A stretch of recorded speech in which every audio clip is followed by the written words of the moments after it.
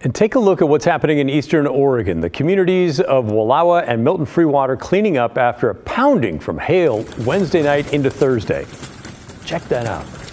Our Daisy Caballero is live there. We have a slight delay with her, so you may hear a pause. But Daisy, what was it like driving into town today? Well, Pat, I was anticipating maybe a little bit more of some damage as we were coming through town, but really this tree right here was really the bulk of the action of what we saw, and this specifically is in the Green Acre mobile home area. But like I said, I think I maybe saw 2 to maybe 3 down trees, one power line pole that was being repaired as we were driving through town to get to this mobile home. But really, other than that, it really wasn't a bunch of damage and not as much as we anticipated there to be.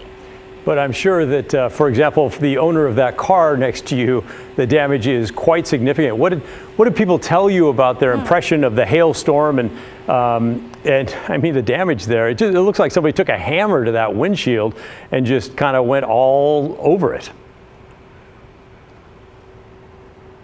Right, Pat. Yeah. So this damage on this car, this was one of 2 cars specifically in this mobile home that was completely destroyed. As you can see here, the other one was totaled, but this one, they're kind of still waiting for someone to come and kind of take this out of the way.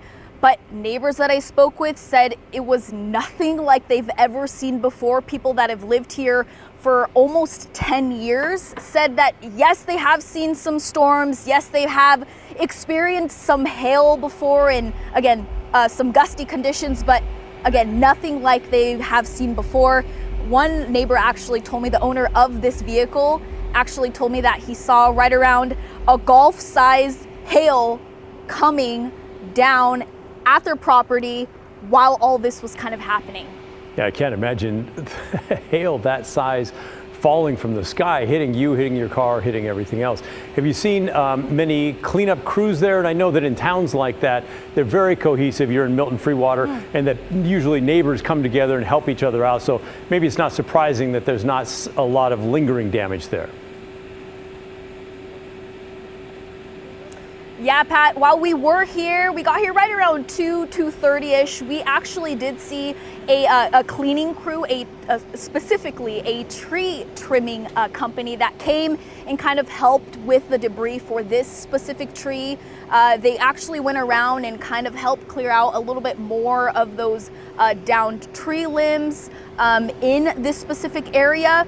But yeah, both the owner of this lot and also neighbors told me that they kind of just came together as a community and kind of just helped each other out, because by the time the storm actually was in full force, the next day, there were trees, there were limbs everywhere, and they really had no other choice than to kind of come together, like you said, as a community and kind of help clear things out so people could get to and from work. Yeah, I'm so glad we sent you out there, Daisy. It's just a remarkable weather thing to have happen in our state. And also, hopefully, it lets the folks in Milton-Freewater know that we care about them and we're watching the recovery going on there. Thank you very much, Daisy. Let's turn now to Matt Safino, our meteorologist, for some Science Friday, some learning about how hailstones get that big, Matt. It really is amazing, and it's very, very rare. It happens, but it's rare, especially here in the Northwest. So over in Wallowa, which is a small community of Wallowa in Wallowa County, confirmed hailstones of 2.5 inches in diameter. That's the size of a tennis ball. I'm holding a baseball, your typical hard ball, little league, pro ball. This is only slightly bigger, 2 3/4 of an inch in diameter, so only 1/4 of an inch diameter, bigger than a tennis ball. To get these guys to fall, first of all, to form and then fall out of the sky, takes some pretty amazing physics. And, you know, when these come down, they're hard. You heard the sound it makes when it hits something, so no surprise we saw the damage that we saw over there. Other storm highlights here as you see them, including Milton-Freewater, which had the rain and the 90-mile-an-hour winds that Daisy was talking about on Wednesday night. Okay, so how does this happen? Well, to answer that question, you got to look deep inside the guts of a thunderstorm, right? And there are updrafts, which are upward blowing winds within the storm. And the hail makes several trips. Every time it rides up the updraft, it gets swept up and it gets coated in ice.